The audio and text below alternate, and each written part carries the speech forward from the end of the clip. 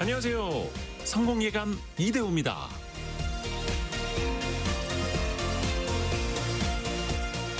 국가별 IQ 순위를 보면 대한민국은 늘 최상위권에 이름을 올립니다. 한국 사람들이 똑똑하다는 건 세계적으로 유명한 일이기도 하죠. 하지만 우리가 이렇게 잘 살게 된 건 머리가 좋다는 이유만이 아닙니다. IQ라는 숫자는 잠재력일 뿐 그 자체로 풍요를 보장하진 않죠. 밤늦게까지 꺼지지 않는 연구실의 불빛, 납기를 맞추기 위해서 밤새워 돌리는 그 공장의 열기, 가족의 더 나은 삶을 위해서 노력하는 모든 부모의 땀방울, 그것이 높은 IQ와 함께 잘 사는 나라를 만든 진짜 동력이었습니다. 좋은 머리와 꾸준한 노력, 그게 합쳐진다면 개인도 국가도 잘 살게 되는 건 시간 문제일 수 있죠. 우리가 가진 강점은 지능이 아니라 그 지능을 잘 활용하는 태도일지 모릅니다. 성공예감 이대호입니다. 시작합니다.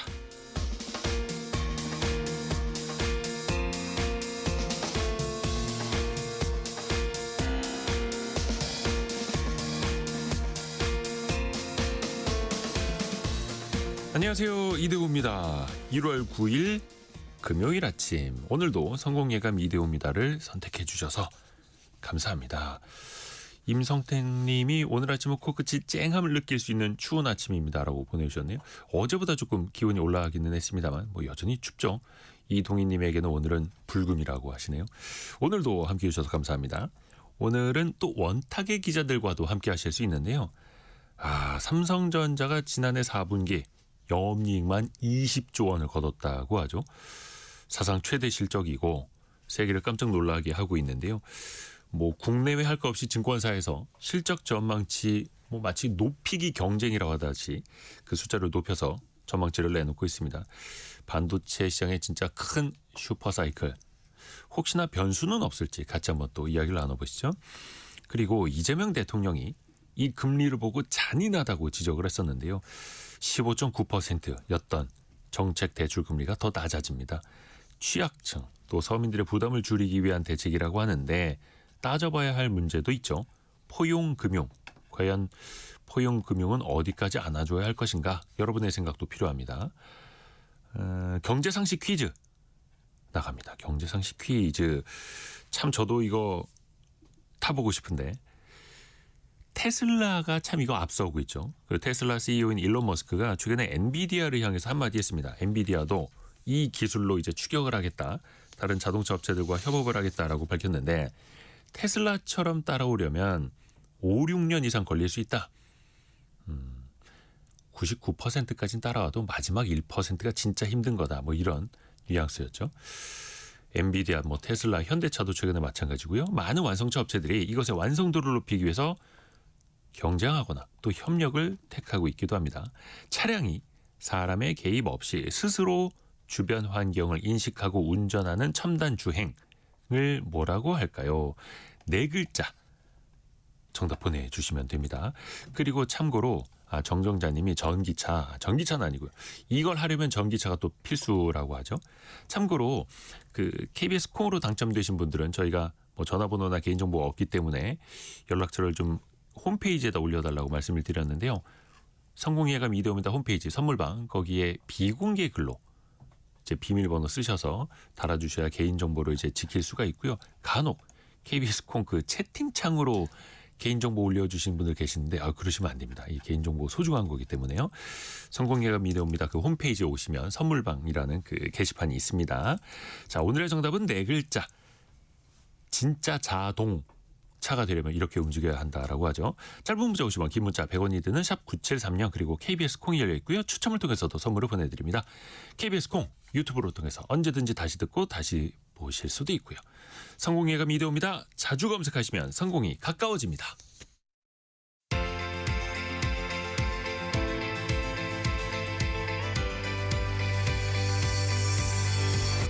KBS 1라디오 성공예감 이대호입니다. 원탁의 기자들이 모였습니다. 알고란의 고란 기자, 비즈워치 박수익 기자, 경제전파사 강예지 에디터 함께합니다. 안녕하세요. 안녕하세요. 삼성전자 최근 실적 보셨습니까? 네. 헛웃음 나오는 거 보니까 없으시군요. 오, 아닙니다. 있습니까? ETF로 있습니다. 아, 그렇죠. 뭐 ETF 중에 있겠죠? 지수에 투자하는 뭐 펀드나 ETF 갖고 있으면 뭐 삼성전자 비중이 당연히 있겠죠. 20조 원이라는 영업이익 과연 달성할 수 있을 것인가? 늘 물론 이제 낙관적인 전망들이 많이 나오긴 했습니다만 어떻게들 보셨어요? 삼성전자의 실적을 얘기할 때 기준점이 되는 게 이제 2018년 3분기 때 분기 영업이익이 17조 5천억이었는데 이게 이제 그 당시부터 지금까지 역대급 실적이다라고 네. 회자되었는데 이번에 2025년 4분기 실적 영업이익이 20조 원 딱 그거를 훨씬 넘어선 거죠. 2조 원 이상.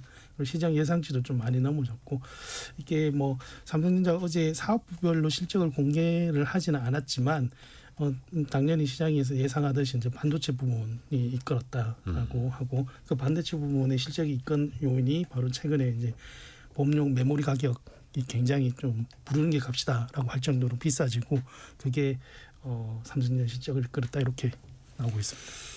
그렇죠. 지금 뭐 D램 가격이 정말로 막 급등을 하고 있고 말 그대로 부르는 게 값이다라고 이야기를 하고 있고 그 수요에 대해서는 또 뒷부분에 이야기를 해보겠고 일단 삼성전자가 지난해 4분기 역대급 실적을 이제 내놨는데 한 1년 전까지만 해도 삼성전자의 경쟁력이 너무 뒤처졌다. 하이닉스에게 밀렸다. HBM도 엔비디아에게 지금 퀄 테스트라고도 하는 품질 인증을 못 받고 있다. 엄청나게 이제 비판을 받았었잖아요. 어떻게 이렇게 달라진 겁니까? 일단은 강혜지부터. 제 기억으로는 한 1년 전쯤에 저희가 이 자리에서 같은 이야기를 맞아요. 나누면서 SK 하이닉스에 상당히 뒤처지고 있는 삼성전자의 현실에 대해서 굉장히 좀 허심탄회하게 토론을 했던 기억이 나는데요. 네. 그때 당시만 하더라도 이제 삼성 반도체가 정상화되려면 최소 3년은 걸릴 거다라고 이제 저희가 얘기를 나눴었던 것 같아요. 근데 그때 이제 전영현 부회장이 2024년에 취임하고 나서부터 굉장히 지금 좀 달라져서 네. 결과적으로 작년에 이제 역대급 실적이 나왔다. 이런 기사들이 많이 나오고 있는 것 같고요. 이제 그 전 부회장이 그 취임하고 나서 가장 그 잘했다라고 평가받는 부분이 이건 것 같은데 삼성전자의 고대역폭 메모리 그 HBM이 엔비디아의 품질 테스트를 통과하지 못하자 이제 그때 같은 해 가을에 D램 회로 설계 다시 해라 전면 재검토해라 네. 이렇게 지시를 해서 이제 그 HBM에 들어가는 개별 D램을 다시 이제 설계하는 그런 초강수를 두게 되었습니다. 그러고 나서 이제 지금 역대 최대의 영업이익 이 재료가 사실 여기서 나온 거 아니냐 이런 그 분석들이 나오는 것 같고요. 결국에는 기술력을 원점에서 재점검했다라는 게 가장 주요했던 것 같습니다. 그게 이제 생산 라인 세대수로 따지면 1C라고도 하는데 D램의 설계부터 처음부터 다시 했다라는 게 엄청난 또 승부수를 던졌던 거잖아요. 한 1년 반 전부터. 이게 그 당시에 이제 뭐 하이닉스에 뒤처지는 게 HBM 때문이다라고 하는 얘기가 있었는데 사실 그 내부에서 나왔던 게 야 우리 D램도 제대로 못 하고 있어라는 얘기가 내부에서 막 나오고 어차피 있었죠. HBM이라는 게 D램을 뭐 12장 뭐 이렇게 쌓아서 만드는 건데 애초에 D램에 문제가 있었다라는 게 뒤늦게 막 알려진 거죠. 사실 D램 부분에 있어서는 삼성전자가 거의 압도적인 기술력을 갖고 잘 앞서가고 있었던데 뜯어보니까 우리 D램이라는 기본 기술력도 못 갖춘 상태에서 지금 경쟁을 하려니까 되는 거냐라고 하면서 근원 기술력 회복을 강조하면서 설계부터 다시 해가지고 지금 이 상황에 온 건데요. 어떻게 보자면 삼성 내부에 있어서 그런 얘기가 많았대요. 이렇게 기술자라고 해야 되나? 그런 엔지니어분들을 홀대한다라는 내부의 분위기가 있었다라고 하는데 그 분위기가 다시 바뀌면서 이렇게 지금 삼성이 역대 최대 실적을 내고 있는 거 아닌가라는 생각이 듭니다. 어찌됐든 간에 삼성전자가 뭐 표현이 어떨지 모르겠습니다만 살아나면서 국가 경제에도 또 엄청나게 이제 도움은 되고 있는 건데 지금 삼성전자가 2026년에 영업이익 100조 원 시대를 열 거다라는 장밋빛 전망들이 많거든요. 그러니까 25년 4분기만 20조 원이 아니라 이제 뭐 분기별로 30조, 40조 이렇게 거둘 수 있다라는 전망들은 어떻게 보십니까? 이 논리적인 근거가 또 있을 텐데요. 뭐 그럴 수밖에 없는 게 그런 어쨌든 기사? 삼성전자 D램 1등이잖아요. 네. 근데 D램 가격이 지난해 초만 해도 뭐 1점 몇 달러? 2달러에 안 되는 네, 저 가격이다가 1달러대 초중반. 최근에는 지금 9달러가 넘어섰잖아요. 이 몇 배 오른 겁니까? 근데 최근에 또 이렇게 나오는 뉴스를 보면 이제 그 수요사들한테 그러니까 물건을 사가는 곳들한테 우리 가격 70% 올릴게 라고 얘기를 해도 분기 기준으로 갑자기 3개월 전보다 가격을 70% 올린다고 해도 이게 이 정도 되면은 사실 완전 갑질도 아니고 을질이라고 해야 되나 뭐 이런 느낌인데도 불구하고 슈퍼 을이 된 거죠. 사가는 쪽 입장에서는 없어서 못 구하는 쪽이잖아요. 그러니까 1년 사이에 D램이 한 7배 오른 거예요. 그래서 분기별로 막 50%, 70%씩 오른 거고. 최고의 투자처는 뭐 디램이었다 뭐 이런 얘기를 하는 요즘 분들도 디램은 있더라고요. 부자들만 산다 뭐 이런 네. 말도 있습니다. 네, 저 최근에 재밌게 봤던 뉴스가 그 연말에 그 마이크로소프트 임원들이 와가지고 이제 그 디램을 살려고 하는데 이게 원하는 만큼 물량을 못 받아나니까 중간에 회의장을 뛰쳐나왔다 뭐 이런 뉴스를 보고 그 정도구나 분위기가. 우리가 돈 주고 사겠다는데 왜 못 사느냐. 그리고 이게 아직 100% 확인은 안 됐습니다만 증권가에서 요즘 많이 나오는 이야기가 애플에서도 전담 임원들을 지금 한국에 급파를 해서 그래서 호텔에 장기 맞아요. 투숙을 시키면서 어떻게 해서든 디램을 확보하라 했다. 이런 얘기들도 있습니다. 예. 그 정도라는 거죠. 그 정도이기 때문에 지금 현재 영업이익 전망치 이게 이제 100조라고 이제 삼성 영업이익 얘기할 때 100조가 이게 다른 삼성의 여러 가지 다른 부분들 있잖아요. 그거 빼고 이 이제 반도체 부분에서만 100조가 나올 거다라는 예상이거든요. 그렇게 보는 게 지금 분위기 봐서는 사실 반도체 부분에서 100조면 분기에 25조만 내면 되거든요. 근데 25조만 지금 눈높이가 아니, 지금 제 눈높이가 이제 예. 제 말은 20조는 뭐 예. 4분기에 지금 20조 냈잖아요. 근데 이게 네네네. 디램이 가격이 올라오고 있던 와중에 지금 20조를 낸 거거든요. 그러면 아니 그 반도체 부분에서 100조면 분기당 25조인데 지금 반도체 디램 가격이 이렇게 많이 올라왔으면 25조 달성. 그래서 전체 연간 기준으로 100조 달성은 반도체 부분에서 뭐 결국 불가능한 숫자는 아니다. 오히려 이거보다 그러게요. 최근에는 더 공격적으로 잡는 것들이 훨씬 많아졌기 때문에. 일단은 이제 많은 분들이 삼성전자 주가 이제 치솟은 것만 보실 텐데 그 전에 디램 가격 치솟은 그래프를 보시는 게 저는 먼저라고 보거든요. 그게 진짜 거의 수직 무슨 뭐 로켓 발사하는 것처럼 가격이 올라가고 있죠. 현재까지도 그렇다라는 거고 이게 또 HBM 시장에서도 또 이제 긍정적으로 또 이어지다 보니까 그렇죠. 예전에는 HBM 뭐 3 계속해서 퀄리티 테스트 이제 품질 인증 막 탈락했다라는 소식만 발열이 너무 심하다 이런 뉴스만 나왔었는데 이제는 HBM 분야에서 삼성전자 좀 괜찮다는 이야기 나오고 있죠. 일단 이제 지금 또? 그 가장 많이 얘기가 나오고 있는 게 반도체 슈퍼사이클 정말로 역사적인 슈퍼사이클이 다시 온 거 아니냐 이런 얘기인 것 같아요. 네.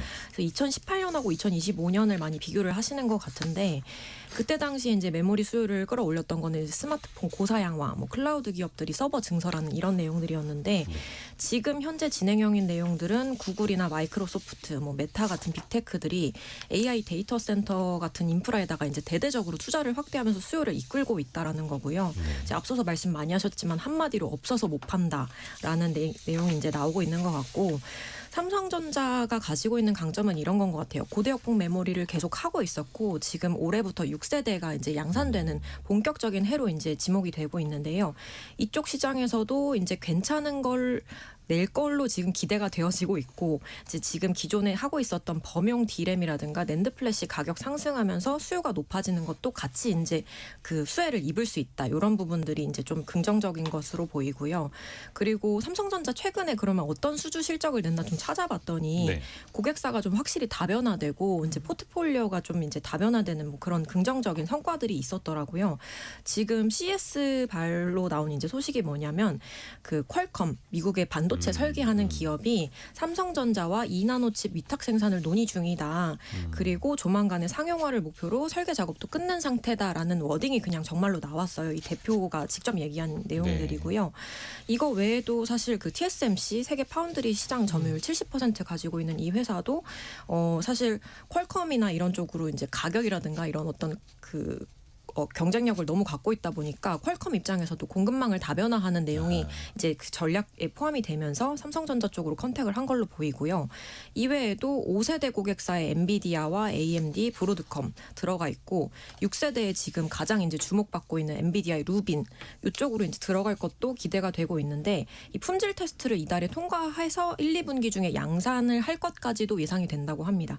이렇게 되면은 사실 삼성전자한테는 지금 굉장히 좋은 시기가 아닌가.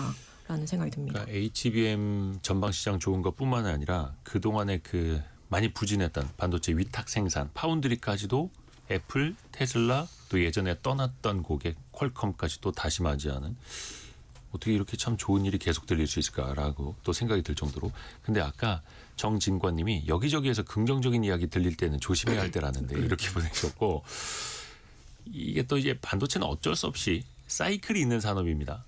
그리고 또 전방 산업에서 또 투자가 주춤해지면 또 한순간에 또 꺾일 수 있는 게 이 산업의 특징 아니겠습니까? 좀 경계해야 할 변수도 좀 찾아보죠.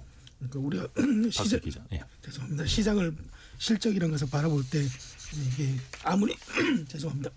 없으시군요, 삼성전자. 네. 아, 농담입니다, 예, 농담입니다. 그 반도체 때문에 메모리 가격 때문에 실적이 좋아졌다고 하지만 이게 이제 정점이냐? 네.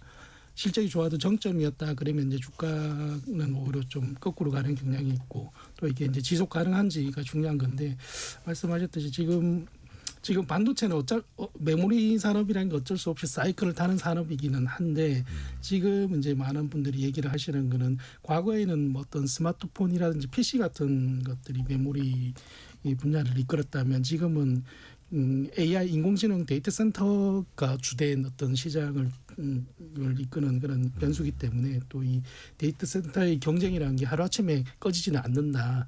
뭐 이런 측면에서 여기에 들어가는 어떤 투자의 지속성이 과거보다는 좀 더 이어질 것이다라고 보는 전망이 있습니다만 그래도 뭐 현재까지는. 따지고 보면 영원한 사실 호황이 없기 아, 때문에 그럼요. 네. 영원한 호황이라는 건 있을 수 없죠. 근데 저는 불안 UBS가 이제 뭐 우리 기업은 아니고요. 마이크론 관련돼 가지고 목표 주가를 $300에서 $400 올리면서 거기서 이제 저 마이크론 요새 주가 엄청 잘 많이 나가잖아요. 올랐죠. 근데 실적만 놓고 보면 사실 우리 삼성전자나 SK 하이닉스가 더 좋습니다. 훨씬 크죠. 그런데 이제 이른바 밸류에이션이라고 하죠. 미국에 상장돼 있다 보니까 아무래도 밸류에이션은 마이크론이 더 잘 받고 있는데 마이크론이 최근에 이제 실적 가이던스 내놓으면서 저 굉장히 시장 예상치를 훨씬 웃도는 가이던스를 내놓아서 이제 주가가 더 급등한 적이 있었어요. 네. 근데 관련해가지고 UBS가 이런 표현 썼는데 저는 그게 인상적이더라고요. UBS는 이제 스위스계 투자하는 네네네. 스위스계 미국 계좌이잖아요. 네.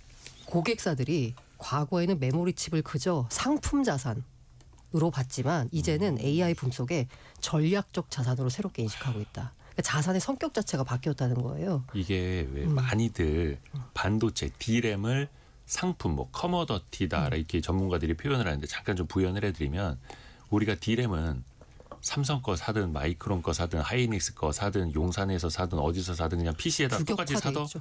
꽂으면 되는 거잖아요. 16기가든 32기가든 그러니까 이제 범용이었고 그래서 물량으로 승부하는 삼성전자가 제일 잘했던 건데 이제는 그게 고객사 맞춤형으로 간다는 거죠. AI 시대가 되면서 그러면서 또 AI 기업들이 투자를 정말 많이 하기 위해서 이걸 또 확보를 해야 하니 마치 석유처럼 전략자산처럼 되고 전략자산이다. 있다라는 거죠.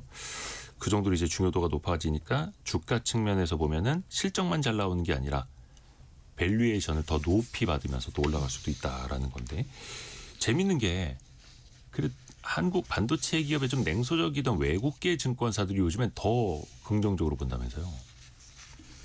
뭐 경쟁이 붙은 것 같아요.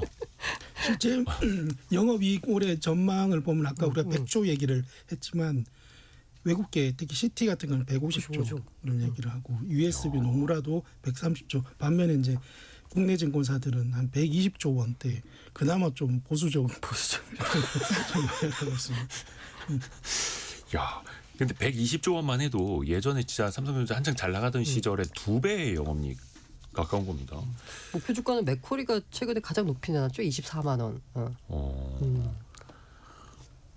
이게 어마어마한데 그런데 이런 의견도 있습니다. 8729님 이야기처럼 반도체 빼고 나면 다른 건 왜 기어가고 있을까요? 경제가 진짜 좋아지고 있는 게 맞나요? 이렇게. 그러니까 우리 뭐 수출 데이터 나올 때 무역 수지, 경상 수지 나올 때 반도체 수출이 호황을 이끌었다라고 하는데 물론 이제 반도체라는 아주 굵직한 산업이 있다라는 건 자랑스럽고 고마우나 반도체만 좋은 건 또 아니까 좀 아쉬움은 있죠.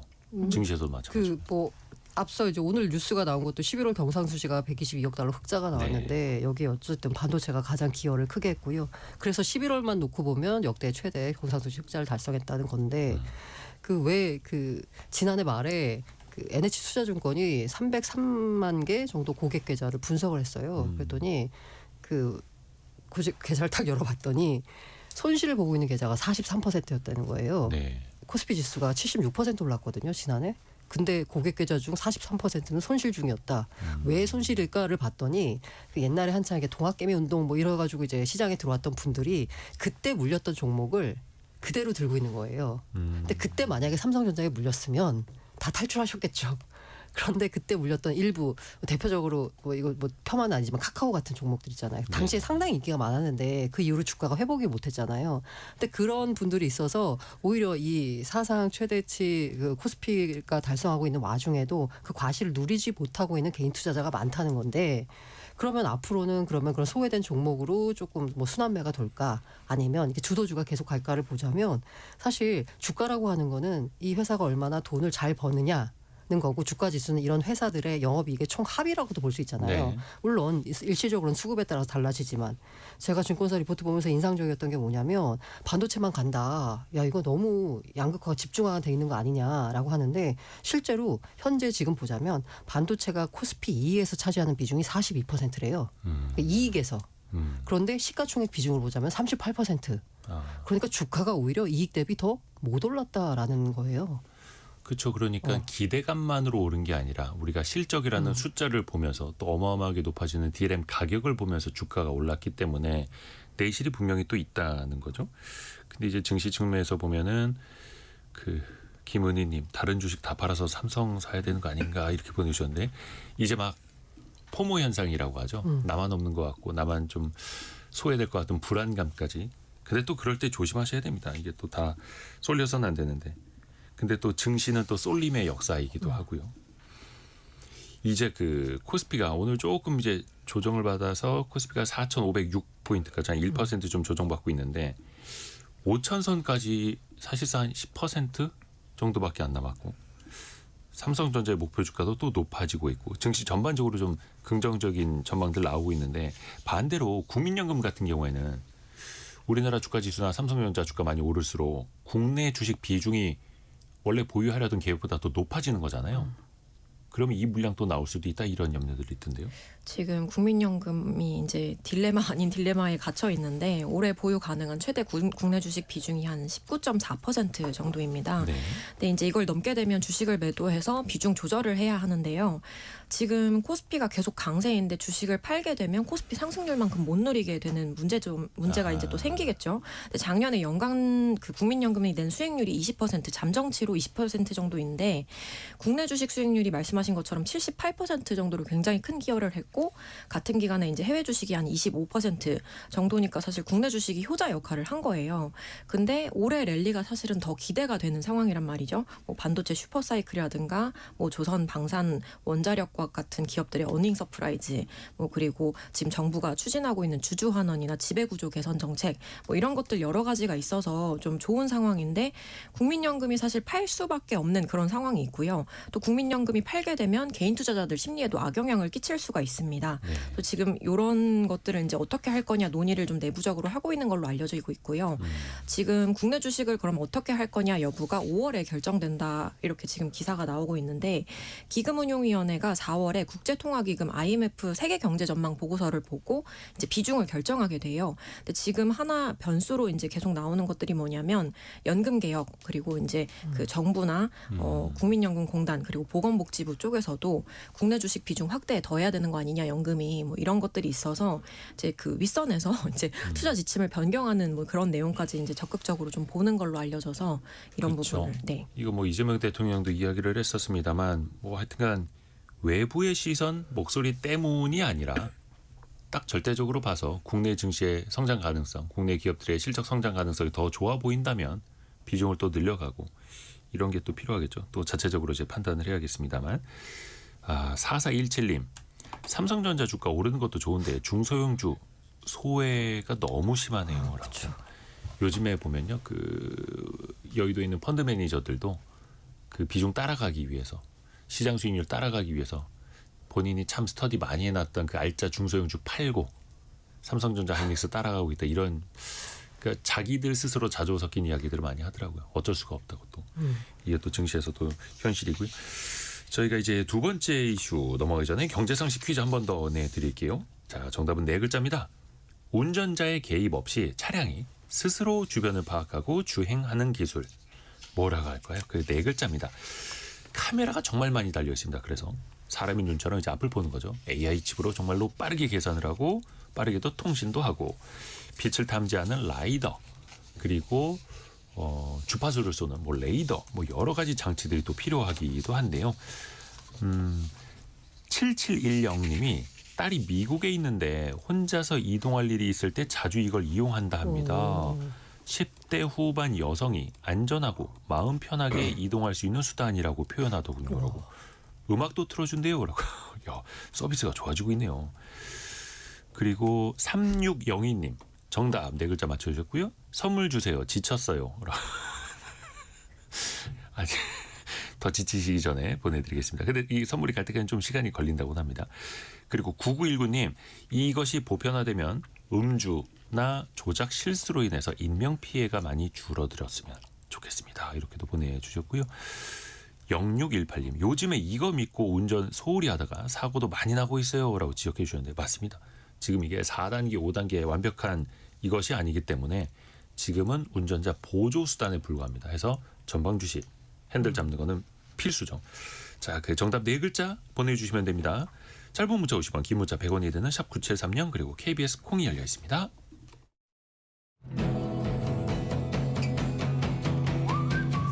오늘의 움직임에 주목하고 세상의 흐름을 놓치지 않습니다. 여러분의 내일을 응원하며 성공의 열쇠를 함께 찾아갑니다. 성공예감 이대호입니다. 정책금융뿐만이 아니라 민간 금융 상품들도 금리가 계속 낮아질 수 있다고 합니다. 잔인한 금리라는 표현이 대통령에게서 나왔었죠. 해살론을 비롯해서 그 정책 상품의 금리가 현재 한 15.9% 정도 되는 것들이 있잖아요. 이게 일단은 높은 건가? 또 얼마나 낮아지는 건가? 이것부터 좀 한번 이야기해 볼까요? 네. 강혜지 에디터. 네, 어저께 이제 금융위가 포용적 금융 대전환 회의라는 걸 열고 핵심 정책 방향을 설명을 했고요. 이제 고금리로 고통받는 서민들 이자 부담을 낮춰주겠다, 실질적으로 낮추겠다라는 취지입니다. 주요 내용이 이제 햇살론 특례 보증인데 이제 먼저 햇살론이 연소득 3,500만 원 이하이면서 신용평점 하위 20%에 해당하는 서민들을 대상으로 하는 대출이고요. 최대 1,000만 원까지 가능합니다. 근데 이제 금융위원회가 이 포용적 금융 대전환의 핵심 정책으로 햇살론의 금리를 현행 15.9%에서 12.5%로 인하한다는 게 주요 내용이고요. 네. 기초생활수급자와 같은 사회적 배려 대상자에는 9.9%까지도 낮춰준다 이런 내용 나왔습니다. 그리고 다른 내용들도 같이 나왔는데요. 청년 대상으로는 이제 저금리 상품을 내서 연 4.5%에 최대 500만 원을 고졸자와 미취업자의 사회 진입 준비 자금으로 지원하겠다. 그리고 신용회복위원회의 채무 조정을 성실히 이행했다면 연 3, 4%에 최대 1,500만 원까지도 지원하겠다. 그리고 불법 사금융 예방 대출이라고 해서 현행 15.9%에서 5, 6% 수준, 그러니까 거의 뭐 사실상 저금리에서 중금리 사이 정도 되는 대출로 이제 낮춰주겠다. 뭐 이런 내용들 포함됐습니다. 그것도 신용등급이 우량하고 돈 많이 벌고 이런 사람이 아니라 네. 취약계층에게 또 힘든 사람일수록 더 낮춰주겠다. 그러면 이것도 이제 정책 상품이라는 게 뭐 정부의 예산이 투입되거나 공공기관이 기여를 하거나 뭐 이런 것들이지 않습니까? 은행들이 출연을 하거나. 그러면 그동안에는 왜 15, 6%대 금리를 받을 수밖에 없었을까? 그것도 또 이름이 그 이유가 있었을 거 아니에요? 사실 네. 이런 정책이 나올 때마다 아마 그 청취자분들도 지난번에 나왔던 거 아닌가라는 생각, 기시감이 좀 드실 수 항상 있어요. 정권 초반에. 네, 그렇습니다. 저 사실 이런 정책들이 매번 정권이 바뀔 때마다 내지는 뭔가 그 금융위라든가 금감원에서 추진할 때마다 계속 반복돼 왔던 정책들이 맞고요.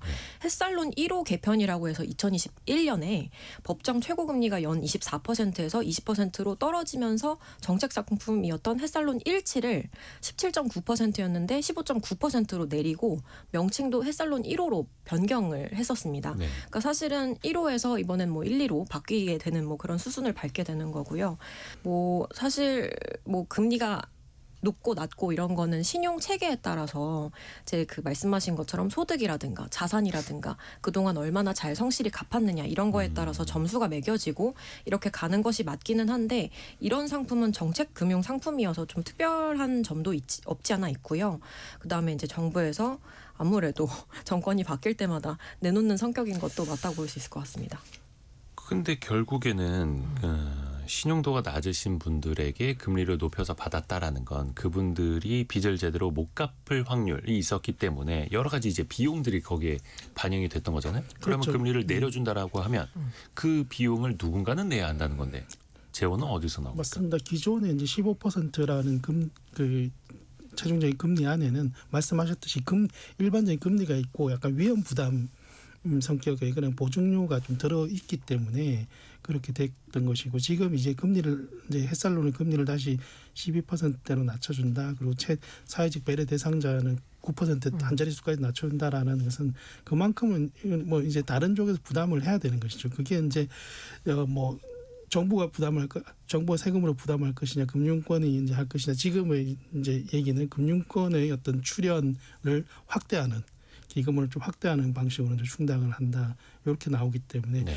이게 당장에는 좀 필요한 부분도 있지만 결국적으로 이렇게 되면 풍선 효과를 우려하지 않을 수는 없겠죠.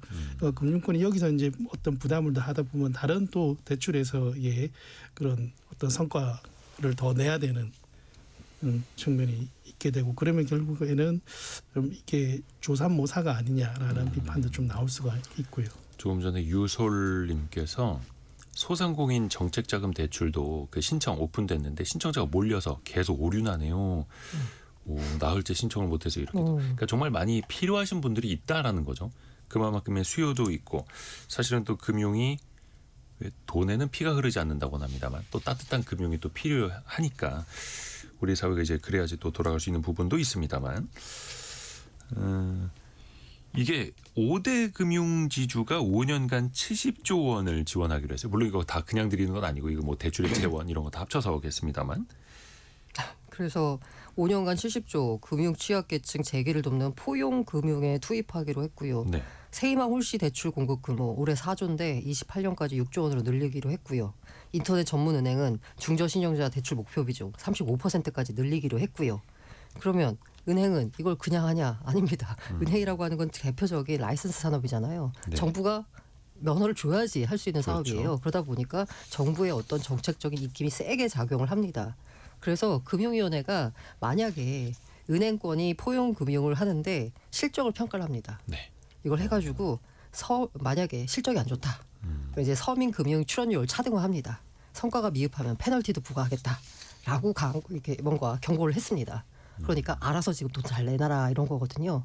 사실 은행이 수십조 벌고 있잖아요. 네. 거기 이익에서 이 정도 출연하는 거는 사실 뭐 큰 무리는 아닐 거다라고 보는데, 이런 식으로 정부가 어떻게 보자면 뭔가 이런 대출 부분에 있어서 금리 가지고 생색을 낼 때 당연히 이걸 세금 갖고는 할 수 없잖아요. 왜냐하면 그렇게 되면은 일단 세금도 굉장히 많이 들어가게 되고, 그리고 이거 납세자들 사이에서 불만이 나올 수밖에 없잖아요. 이거는 각자의 그런 아까 말씀하신 신용 능력에 따라서 금리가 차등화되는 건 자본주의의 기본인 거잖아요. 네. 그런데 그걸 가지고 이제 어떻게 보자면 일종의 금리를 복지 차원으로 하는 것에다가 세금을 쓴다는 부분에 있어서는 사실 납세자들 동의가 어렵거든요. 그럼 할 수 있는 방법이 이제 은행 팔을 비트는 건데, 그 은행 팔을 비틀어서 약간 지금 자본주의에 돌아가는 원리를 뭔가 수정을 가려고 했을 때 이게 어떤 풍선 효과, 약간 부작용을 낳을지 이 부분에 있어서의 충분한 고려가 없는 것 같아요.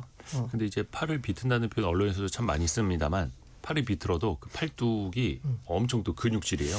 또 이거 일각에서 또 그래요. 아니 그 정도 벌었는데 이 정도 좀 내놓는 건 뭐 어쨌든 뭐라 해나 약간 피부 손상 정도 당하는. 근데 결국에는 그만큼의 뭐라 해야 될까, 출연 비용을 또 어디선가 또 보전하려고 하는 게 또 민간 기업의 또 본능 아니겠습니까? 그러면은 다른 뭐 성실하게 이자 잘 내고 하는 사람들에게 또 금리가 또 올라갈 수 있지 않을까라는 역효과.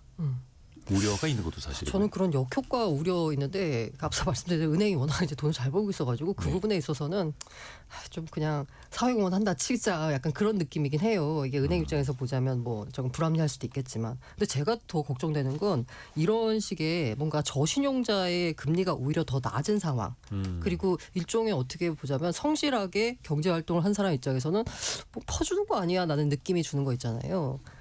요즘에 좀 금리 역전 현상이 네. 나타난다는 거죠. 특히 이제 신용 대출에서 신용도 낮은 분들의 금리가 더 저렴하고 신용도 높은 신용 점수 관리 잘하신 분들이 오히려 더 비싼 금리를 써야 하는, 물론 일부겠습니다만. 그래서 제가 이제 아까 체감하는 건 뭐냐면, 걔가 굉장히 이제 여러 이제 커뮤니티에 들어가 있는데 특히나 약간 이렇게 젊은 층이 많은 커뮤니티 있잖아요. 네. 그쪽에서는 이런 정책에 대해서 불만이 상당히 많더라고요. 어떤 뭐 불공정 이슈. 맞습니다. 이 불공정 부분에 있어서 상당히 민감해하면서 이런 불공정한 상황을 초래하는 약간 정권에 대한 반발도 굉장히 많이 느껴지는 이런 뭐 어쨌든 인터넷 커뮤니티 문화라고 하는 게 사실 좀 극단적으로 가기 마련이긴 하지만 은행파를 비틀어 가지고 이거 뭔가 이게 민간 금융에 개입하는 거 아니냐라는 걱정보다는 오히려 이 뭐랄까 이게 도덕적 해이 문제 그리고 불공정 이 문제가 더 저는 심각하게 다가올 것 같아서 이걸 어떻게 하면 조금 극복할 수 있을지에 대한 고민도 해봐야 될 것 같아요. 그러게 이게 따뜻한 네. 금융도 좋습니다만 이게 나에게는 오히려 금리 산정할 때 더 불리하게 작용될 수 있다라는 생각들이 있다면 또 불만이 나올 수밖에 없겠죠. 강희지. 한 가지 이제 또 주식 시장에서 우려하는 투자자분들이 우려하는 것 중에 하나는 정부에서 지금 외치고 있는 밸류업 하고 포용금융이 좀 엇박자인 거 아니냐 이런 불만이 나오고 있는 것 같아요. 이제 주주 환원 확대를 외치고 있는데 그럼 은행주라든가 금융주를 보유하고 있는 주주들의 가치는 어떻게 되는 거냐 뭐 이런 얘기고요. 이제 금융권에서 정책 출연금이 사실은 지금 이런 것뿐만 아니라 이제 최근에 정부에서 이제 뭐 그 산업 성장 펀드라고 해서 하는 거에도 금융권에서 70조 원 이상의 이제 그런 출연금을 내기로 한 상태이고 이런 거 외에도 뭐 어떤 과징금이라든가 여러 가지 돈 낼 것들이 많단 말이죠. 그렇게 돼서 이자 수익이 감소하고 주주한테 줄 재원들이 줄어들게 되는데 이게 작년 같은 경우에는 그 주주 재원으로 주는 것들이 3조 8,600억 정도 주요 금융지주 기준으로 그 정도 된다라는 분석이 있었는데 그때 당시에 과징금이랑 출연금을 이제 반영을 하게 되면 한 절반 이상 1조 한 3,500억대로 줄어들 수 있다라는 분석이 나왔었는데 네. 이번에 사실 이런 그 정책 출연금이 이런저런 정책들이 추가가 되면서 이게 더 줄어들 수 있을 것 같다라는 이제 내용들이 나오고 있고요. 이제 외국인들 매수세도 이어지고 있는데 외국인들 입장에서는 사실 조금 이해가 안 가는 부분이 될 수 있는 거죠. 금융권에 대한 규제 리스크, 정부에서 어디까지 쪼을 수 있느냐 이런 부분들 때문에 코리아 디스카운트가 다시 심화되는 거 아니냐 뭐 이런 얘기도 나오고 있는 것 같습니다. 근데 다만 이제 그 금액이 또 은행의 펀더멘털 뭐 기초 체력 실적에 또 영향을 얼마나 미칠 부분인가도 봐야 하겠고 또 그뿐만 아니라 실질적으로 금액적으로 미치는 영향은 많지 않더라도 주가는 또 이제 심리가 많이 반영이 되고 밸류에이션이라는 게 또 이제 디스카운트 될 수도 있으니까요. 그 부분도 또 지켜봐야 되겠고 좀 종합적으로 볼 필요가 있어 보입니다. 근데 또 최근에 보면 그 불법 사금융 예방 대출이라는 정책 대출도 있지 않습니까? 이게 또 워낙 또 빨리 소진돼서 뭐 이제 2차로도 나왔다고 하는데 이건 금리가 5% 수준이랍니다. 그러니까 불법적으로 어디 뭐 1,200만 원 때문에 안 좋은 금융 쓰지 마시고 일단 이거라도 쓰십시오라고 하면서 이것도 뭐 한도가 한 100만 원 이렇게 소액이긴 하더라고요. 금리는 낮습니다만. 이것 또한 한켠에서는 도덕적 해이 왜냐면은 적게 낮은 금리로 빌린 걸 또 사람들이 잘 안 갚더라. 이런 것들도 좀 나오더라고요. 근데 이게 지금 물론 민간에다가 뭐 돈을 더 내라라고 한다든가 아니면 민간에다가 좀 인위적으로 어떤 정책 상품을 이제 주입식으로 빼내는 어떤 그런 정책들은 좀 우려가 되기는 하는 건 사실인데요. 네. 고신용자가 이용하는 시장금리와 이제 서민금융 정책금리로 완전히 분리가 되어 있는 상품은 조금 저희가 분리해서 볼 필요가 있다라는 생각도 네. 들어요. 햇살론 같은 경우에는 일반적으로 소비라든가 뭐 투자가 아니라서 생계 유지, 뭐 채무생활 용도로 빌리는 분들이 많이 계신 거고요. 고신용자들이 이제 이용하는 뭐 주택담보대출이라든가 일반적인 금융상품이나 서비스와는 좀 성격이 좀 엄연하게 다르다라고 봐야 될 것 같고요. 그다음에 이제 정부도 사실 이런 비판을 좀 인식을 했겠죠. 도덕적 해이라든가 이런 문제들에 대한 인식을 하고 예전과 좀 조금 분위기가 달라졌다라고 보는 점이 뭐냐면 무조건적으로 탕감을 해주거나 감면해주겠다 이런 게 아니라 성실하게 갚으면 추가로 인하를 해주거나 깎아주겠다라는 그런 이야기들이 자주 언급되는 것 같습니다. 그러니까 빚 갚으려는 의지를 좀 더 돋우려는 어떤 의지를 같이 보여주고 있는 것 같기는 해서 저희가 조금 뭐 이런 뭐 역차별이라든가 어떤 다른 논란들이 많이 일어나고는 있지만 분리해서 볼 필요는 있다라는 생각도 듭니다. 그리고 그 서민금융 더 이제 많이 중저신용자들에게 대출 늘리라고 인터넷은행 그 인가를 해준 것들이 있지 않습니까? 그 중저신용자 대출 비중을 이제 30%까지 높인다고 해요. 순차적으로. 현재가 한 30% 정도죠. 이거는 어떻게 봐야 되겠습니까? 그 금융위 답변이 인상적이었는데요. 네. 이 사실 인터넷 뱅크 같은 경우에는 건전성 관리가 굉장히 중요하잖아요. 그러면 이게 중소신용자 비중을 늘렸을 때 부실채권 NPL이 아무래도 생기게 네. 마련이잖아요. 못 받는 돈들. 네, 그게 그러면 부실채권을 인뱅이 떠안는 거냐라고 했더니 금융위가 경기 둔화로 인한 부실채권이 늘어나는 거 어느 정도 각오하고 있다. 라고 말을 했어요. 물론 뭐 자본 비율이라든지 건전성 관리는 하겠습니다만 네. 그 틀 내에서 틀 내에서 각오하고 있다. 그러니까 인뱅이 부실 채권 떠안는 거는 각오를 해야지라는 약간 이런 느낌이라서 그러니까 정책의 방향이 네. 어느 쪽이다라는 것도 명확히 보여주는 한마디였네요. 이원영님이 장기적 관점에서 봐야 한다고 생각합니다. 중산층이 무너지면 대한민국도 기업도 없습니다. 일단 서민 경제가 살아야 기업들이 이익을 올릴 수 있는 거겠죠라고도 의견을 보내주셨고요.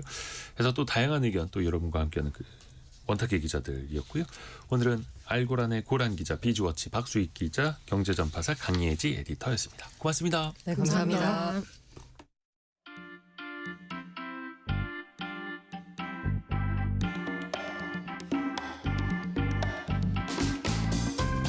지금 여러분께서는 KBS 1라디오 성공예감 2대호입니다를 듣고 계십니다.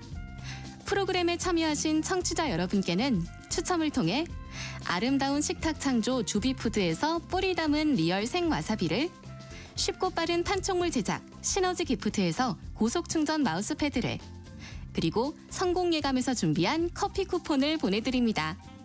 당첨자는 성공예감 2대호입니다 홈페이지에서 확인하세요.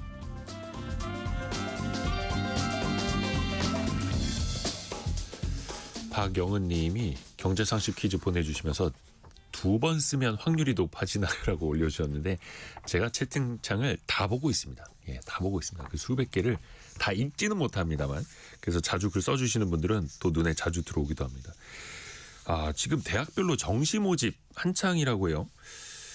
우리나라 그 사교육비 학생 수는 줄어도 금액은 계속 올라가고 있죠. 29조 원에 달하고 있고 사상 최대치고 뭐 선행학습 이제는 7세 반, 뭐 6세 반, 뭐 4세 반 무슨 뭐 장난이 아니죠.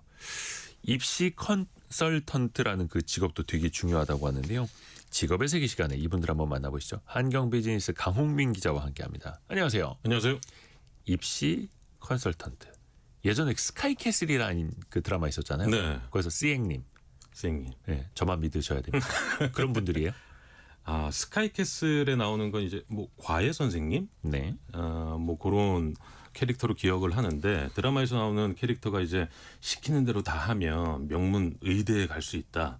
뭐 이런 가르쳐주는 선생님이었다면 제가 만난 분은 이 수험생들의 입시 전략을 짜는 분이었고 예를 들어서 이분들이 하는 일을 좀 보니까 수험생들이 목표하는 대학이나 학과들이 있잖아요. 네. 그럼 이제 그 목표하는 대학이 합격이 가능한지 아니면 다른 방법이 있는지 이 전략을 세우는 일을 하는데 보통 이제 수험생들의 생활기록부, 생기부라고 하죠. 이 생기부와 내신 성적 그리고 모의고사 성적, 수능 성적을 가지고 분석을 합니다. 대학 입학 전형이 각 대학마다 다르고 또 학과마다 또 천차만별이기 때문에 굉장히 복잡하거든요. 그렇죠. 그래서 이 복잡한 전형들을 분석하고 합격률을 좀 높이는 전략을 짜는 그런 일을 하는 직업이었습니다. 그래서 그 전문가들의 노하우를 좀 빌리는 건데 수능 끝난 지 이제 한 2달 가까이 돼가죠. 그렇죠. 지금 시즌은 어떤 때예요? 바쁠 때요? 어때요?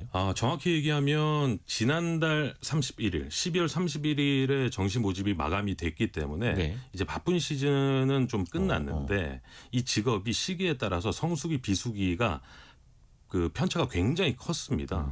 예, 보통 이제 6월에 모의고사가 끝나는데 그 끝나면 8, 9월 수시 시즌 1차로 이제 바쁘고요. 말씀하신 대로 이제 11월 수능이 끝나고 나서 12월 31일까지 정시 모집 기간이 두 번째로 이제 가장 바쁜 시기였고 이 시기에는 아침부터 저녁까지 상담이 끊이질 않는다고 합니다. 그래서 보통 이제 이 시기에는 하루에 한 5-6명 정도 이제 상담을 하는데 네. 이분 같은 경우는 바쁜 시즌에 최대 한 8명까지 상담을 해봤다고 하루에. 하고요. 그래서 이제 더 늘릴 수 없냐라고 물어봤더니 보통 이제 상담 시간은 학생 한 명당 1시간에서 한 2시간 정도 걸리는데 그 이전에 그 준비 시간이 최소 한 명당 한 이틀 정도 걸린다고 합니다. 그 학생의 어떤 뭐 데이터를 보면서 또 분석도 해줘야 되니까요. 그렇죠. 그래요. 그럼 아무래도 좀 공부 잘하는 학생들이 어떻게 상담을 받는 거예요? 대체로 그 내신 한 2, 3등급의 입시를 앞둔 고3 2, 3등급. 그렇죠. 학생들이 이제 상담을 주로 받는다고 하는데 왜냐하면 이 구간대가 전략을 어떻게 세우느냐에 따라서 결과가 달라질 가능성이 굉장히 높다고 해요. 어차피 1등급, 1등하는 친구들은 갈 때 다 보이고 하니까. 그렇지. 목표치가 어릴 때부터 좀 정해져 있고 8, 9등급은 좀 이제 다소 관심이 좀 없으니까 이 2, 3등급이 대상인데 전체 이 수험생 가운데 이 2, 3등급 학생이 약 한 30% 안팎 정도라고 해요. 그래서 수능 난이도에 따라서 변수가 많기 때문에 혼자서 판단하기 쉽지 않아서 전문가들을 많이 찾는다고 합니다. 근데 교육 전략, 그러니까 왜 정책이 또 자주 변하기도 하잖아요. 그래서 또 학부모분들도 많이 헷갈려하고 그렇죠. 그래서 전문가를 찾는 걸까요? 보통 이제 5년 단위로 입시 정책이 바뀐다고들 많이 알고 계시는데 네. 학생들마다 이 진학 계획이 다 다르고 성적도 다 다르기 때문에 이 정해진 매뉴얼대로 진행하기보다는 그 정책과 학생의 환경에 따라서 계속 전략을 조정하는 게 중요했어요. 네. 그래서 이 입시 컨설턴트들은 정부 정책 기조는 물론이고 뭐 대학의 입시 정보를 빠삭하게 파악하고 있는 게 무엇보다 중요했습니다. 그렇죠, 그렇죠. 그게 또 기본 실력 거기서부터 이제 나오는 걸 테고요.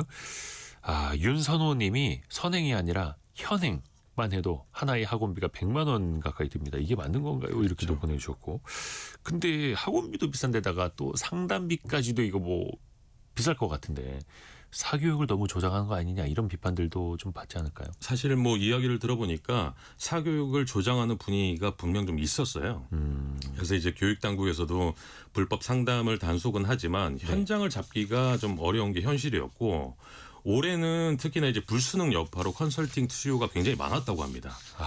그래서 이 정시 전략 상담이라는 이름으로 수험생들을 좀 모집하기도 하고 네. 그리고 이제 파이널 콜이라고 해서 정말 이 마감 직전에 하는 최종 상담, 이 전화 상담도 수십만 원을 내고 신청하는 학생들도 있었다고 해요. 그러니까 학생이나 학부모 입장에서는 급하니까 그렇죠. 당장 내일 모레 어디 원서를 어떻게 써야 할지 결정 마지막을 해야 하는데 그럴 때 이제 파이널 콜을 해서 상담을 하는 거죠. 그럴 때 뭐 그동안 이제 열심히 모아놨던 몇십만 원 아깝지만 어쩔 수 없이 또 쓰게 되는 거고. 그렇죠. 근데 또 일각에서는 또 이런 걸 또 조장하기도 하고 이런 전략이 있어야 좋은 대학 가실 수 있습니다. 뭐 이렇게. 맞습니다. 근데 이렇게 입시 상담 해주는 업체들이 다 또 건전할까? 개 중에는 그래도 좀 불량한 곳이 있을 거 아니에요. 그렇죠. 제도권 밖에서 이제 몰래 이루어지는 컨설팅도 상당히 많은데 근데 이제 전문가의 시각으로 바라봤을 때는 이런 건 검증도 되지 않고 그리고 질적으로도 떨어지는 경우가 좀 많다고 합니다. 그래서 입시 컨설팅은 학원법 시행령에 따르는데요. 각 교육청마다 상한선을 정해서 관리를 하고 있고 교습비 기준이 정해져 있습니다. 보통 이제 뭐 대치동 유명 그 업체가 몰린 강남 서초 기준으로는 시간당 30만 원을 안 되게 돼 있어요. 네. 그래서 이제 합법적인 컨설팅 기준이 있는데 보통 이제 학원 건물 내에서 상담이 이루어지는 입시 상담이 이루어지는 거는 다 무료로 이루어져야 되고요. 그리고 이제 학원 외 별도 건물에서 이 컨설팅을 상담을 해야 유료로 진행을 할 수 있다고 합니다. 학원 내에서 한 거는 무료로만 상담해야 하고 그렇죠. 아예 입시 컨설팅 회사는 별도 건물에서 하려면 해야 된다고 합니다. 별도로 있어야 된다. 그래요. 강 기자가 만난 분은 그러면 경험이 많은 분이에요? 이분이 10년째 입시 상담을 해왔는데 전공을 물어보니까 법학이래요. 그러니까 이 직업이 전공과는 좀 무관하다고 볼 수 있고 네. 대학 때 이제 기숙학원에서 사감 아르바이트를 한 적이 있는데 학생들 생활을 관리하면서 밤늦게까지 공부하는 학생들을 보고 이게 참 스트레스구나라는 걸 좀 알게 됐고 그러다가 이제 지금 다니고 있는 회사에 알바로 잠깐 들어갔었는데 그때 당시에는 대학별 수시 전형에서 내신 성적을 어떻게 반영하는지를 엑셀 파일에다가 일일이 손으로 데이터를 기입하는 일을 했다고 합니다. 네. 근데 그걸 하다 보니까 이게 단순 작업인 줄 알았는데 실제 대학에서 어떤 의도로 입시 전형을 구조화하는지를 알게 되면서 흥미를 느꼈고 지금은 알바에서 팀장까지 올라갔다고 합니다. 그래서 그 대학교마다 또 어떤 전략을 어떤 점수는 누가 어떻게 해야 하는지 막 짜는 게 또 이분은 재밌었나 보네요. 그렇죠. 그게 또 이제 전문 직업이 된 거고요. 그러면 이분은 법학을 하셨다고 하고 그럼 뭐 전공은 무관한 거고요. 그럼 입시 컨설턴트들에만 가장 필요한 역량 같은 건 뭐가 있을까요? 이 직업이 말씀드린 대로 이제 전공보다는 현장에서 얼마나 많은 학생들의 사례를 직접 다뤄봤는지 네. 이게 굉장히 중요했는데 그리고 이제 그 과정에서 입시 구조를 얼마나 체화했는지가 중요했고요. 보통 이제 학생과 학부모가 같이 오거든요, 상담을. 그렇기 때문에 이 학생과 학부모의 이 상황을 공감하는 공감 능력도 굉장히 중요했고 여기에서 말씀드린 대로 이제 정보와 데이터를 해석하는 능력 그리고 이제 수학적 사고나 통계 감각이 있으면 도움이 된다고 합니다. 그렇죠. 그리고 또 뭔가 분석적으로 또 상담을 해드려야 그분들이 또 이제 믿고 신뢰하고 또 적지 않은 돈을 받는 거니까요. 그렇죠. 직업 전망은 어떻습니까? 입시 컨설턴트. 지금도 실제 업무에서 AI 그 인공지능의 도움을 많이 받고 있다고 합니다. 그래서 장기적으로는 AI가 대체할 가능성이 좀 높아 보였고요. 아까 말씀드린 대로 이제 그 학생과 학부모의 상담을 통해서 전략을 짜는 일이기 때문에 매번 바뀌니까 이 부분은 여전히 사람 그리고 전문가의 몫이 남아 있는 직업이라고 보였습니다. 요게 그 아까 시간당 30만 원 넘으면 안 된다고 말씀해 주셨던가요? 맞습니다. 비용으로? 이게 교육청마다 기준이 좀 다릅니다. 아, 그래요. 지역이랑 교육청마다. 네. 근데 이제 시간당 한도가 30만 원 이렇게 정해져 있으면 아마 그런 것도 있을 것 같아요. 2시간 상담한 걸로 하고 60만 원. 그렇지 않을까요? 그렇죠. 3시간 상담한 걸로 하고 90만 원. 이렇게 또. 근데 또 이렇게 필요한 분들이 또 있으니 이 직업의 세계도 또 한번 또 들어봤습니다. 한경 비즈니스 강홍민 기자 함께했습니다. 고맙습니다. 감사합니다. 감사합니다. 김미진님이 저희도 지방이라서 찾아보니까 학원 알아보면서 컨설팅 겸 상담을 해봤네요. 이렇게 또 경험담을 보내주셨고요. 오늘 증시는 좀 쉬어가고 있습니다. 4,545로 코스피가 한 0.16% 약보합 상황이고요. 코스닥은 0.15% 내린 942.5 나타내고 있습니다. 2부에서는요. 저희가 유통업계를 한번 좀 살펴보려고 합니다. 지금 홈플러스가 회생할 수 있을지 그리고 쿠팡의 대규모 개인정보 유출 사고 이후에 과연 유통업계의 판도가 달라질 수 있을까요? 그리고 또 내수는 참 침체라는데 지난해 50% 이상 급등한 내수 관련 주식들도 또 있거든요. 이게 어떤 현상인지 10시 5분부터 같이 들어보시죠. 잠시 후에 뵙겠습니다.